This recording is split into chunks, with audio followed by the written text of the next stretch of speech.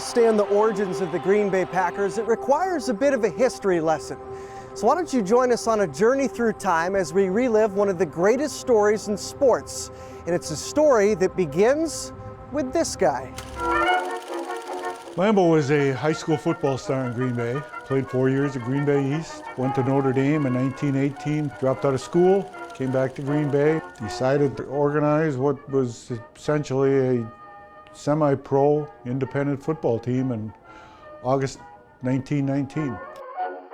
But Curly Lambeau wouldn't do that alone. After meeting up with a local newspaper writer, George Calhoun, the two devised a plan to start a town team. Lambeau was a guy who said, I'm going to put this team together. Can you help me? And George Calhoun at the Press-Gazette was a guy, yeah, that's a great idea. I'll write some stories about you. We'll promote it that way. He was kind of an inveterate organizer of things and a big booster of sports.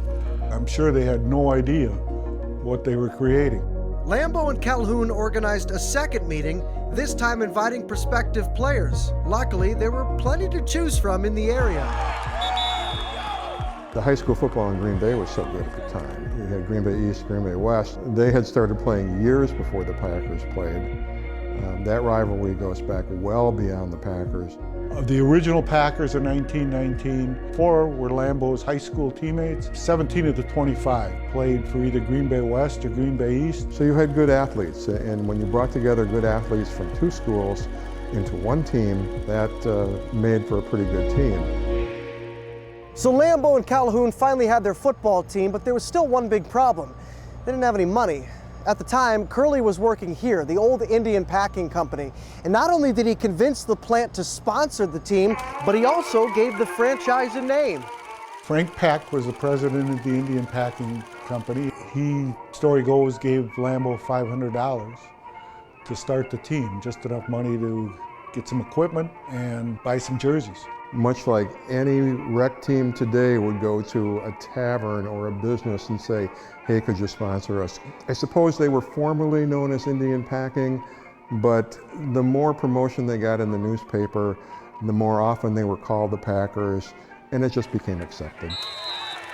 For a first-year team, it turned out these Indian Packing fellas weren't half bad. Green Bay went 10-1 in their inaugural season, losing only to the Beloit Fairies, 6-0 in the championship game, although Lambeau and company might beg to differ on that. The Packers claim they scored 3 touchdowns that were nullified by the calls of a Homer official. I still say it's the most controversial game in Packer history, maybe aside from the Monday night fiasco in Seattle a few years ago.